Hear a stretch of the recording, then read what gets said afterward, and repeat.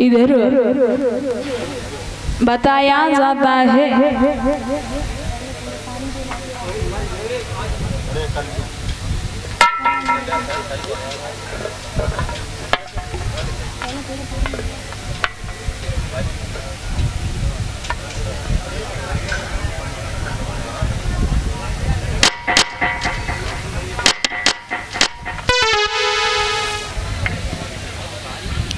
इधर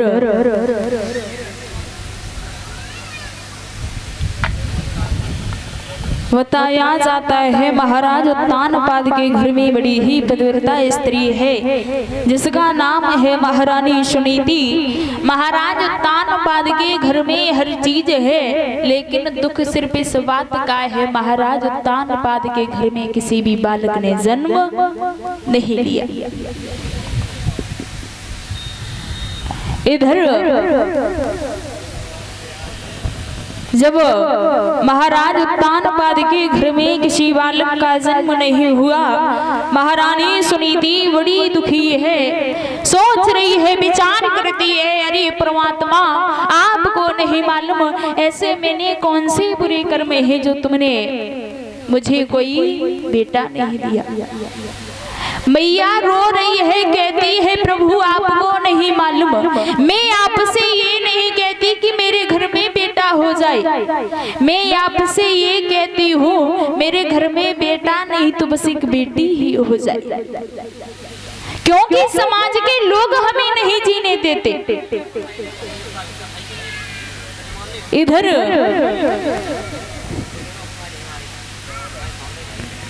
जब रो रही है, विचार कर रही है, आज मैया सुनीति ने बांदी को इशारा दिया है, कहा है बांदी से कि आपको नहीं मालूम, आप दरबार में चले जाओ, महाराज को बुला करके लाओ। इधर जब बांदी चली है, जाकर के महाराज उत्तानपाद को सारा हाल बताया है, कहा है कि महाराज आपको नहीं मालूम, आज आपको महारानी महलों में याद कर रही है। जैसे ही महाराज उत्तानपाद ने इतनी बात सुनी है, उसी समय महाराज उत्तानपाद वहां से चले हैं, जाकर के महलों में पहुंचे। जब वो महलों में पहुंचे हैं तो पूछा है महारानी क्या बात है, तो उसी समय मैया ने जवाब दिया है कि आपको नहीं मालूम नाथ, मेरी एक बात सुनो। क्या?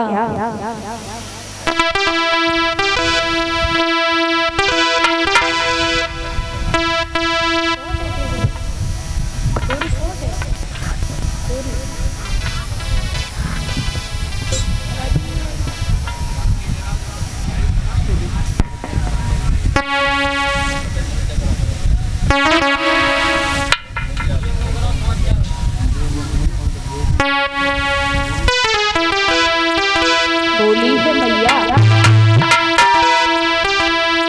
कि हाथी अनंत बिनी, कि हाथी अनंत बिनी, ज्ञान जैसी संत बिनी, और कामिनी कंठ बिन लागे छारी सुनी है, कि मंदिर यो दीप बिनी, बाग जैसी कूक बिनी, और प्रजाए कभूप बिन लागे सूनी सूनी है, कायायो वस्त्र बिनी, सूरमायो शस्त्र बिनी, और माया एक पुत्र बिन लागे सूनी सूनी है, कि कंठ बिनी राग जैसे, ज्ञान बिनी बैराग्य जैसे, हर वैसे राम भजन बिनी जदे हसूनी सूनी। मैया सुनीति ने जवाब दिया महाराज उत्तानपाद से कि आपको नहीं मालूम नाथ, मेरी एक बात सुनो, कि मेरे एक कोई बेटा हुई जातो, मेरे सब मन की हुई साथी, मेरे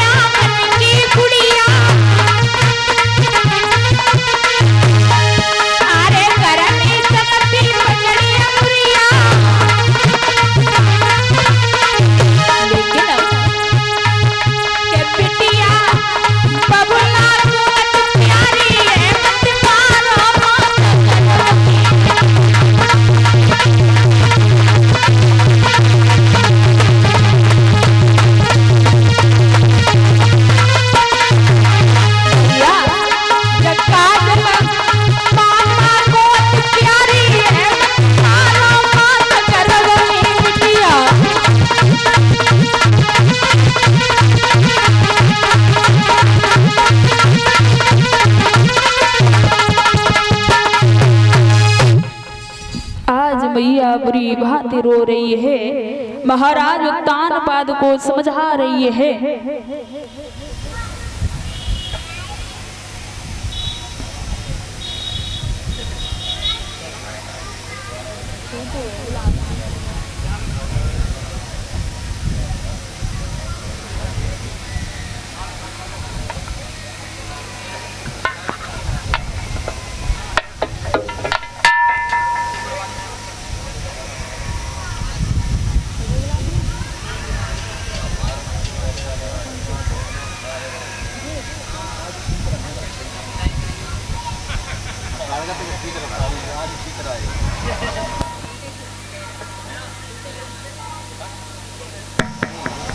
बोलिए सतगुरुदेव भगवान की।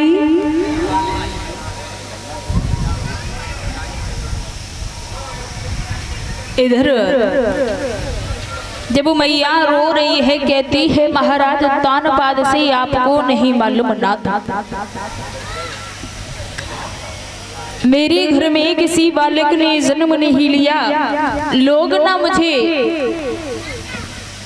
देखना पसंद नहीं करते, संसार के लोग तरह तरह की बातें करते हैं, इसलिए महाराज मेरी समझ में कोई बात नहीं आ रही। महाराज उत्तानपाद बोले गाय को पागल बनियो, अरे लोगों का तो काम है। और कहते हैं दादा मैंने कल भी बताया था,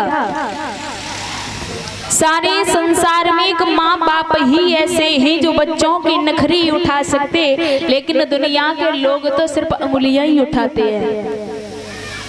महाराज उत्तानपाद बोले क्यों पागल बनी हो? अरे दुनिया के लोग तरह तरह की बातें करते हैं, तो दुनिया के लोगों को बातें बनाने की आदत पड़ गई है, तो उनकी बातें मत सुनो। फर्क नहीं पड़ता दुनिया के लोग क्या कहते हैं। महारानी सुनीति समझा करके कहने लगी महाराज आपको फर्क नहीं पड़ता होगा, लेकिन मुझे बहुत बड़ा फर्क पड़ता है, क्योंकि आपको नहीं मालूम ना तो मेरी एक बात सुनो।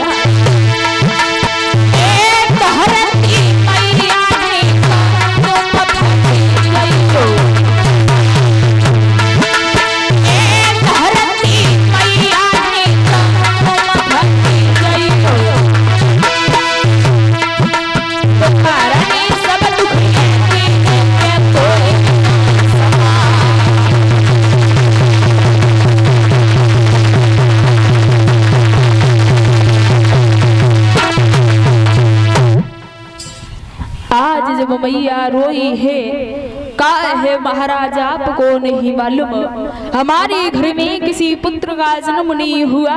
लोग तरह तरह की बातें कहते हैं, आप कहते हो कि लोगों की बातों से फर्क नहीं पड़ता, लेकिन महाराज आपको एक बात ज्ञात होनी चाहिए, आगे चलकर किस राज्य का अधिकारी कौन होगा। आज महाराज तानपाद बार बार समझा रहे हैं, लेकिन महारानी के समझ में कोई बात नहीं आई।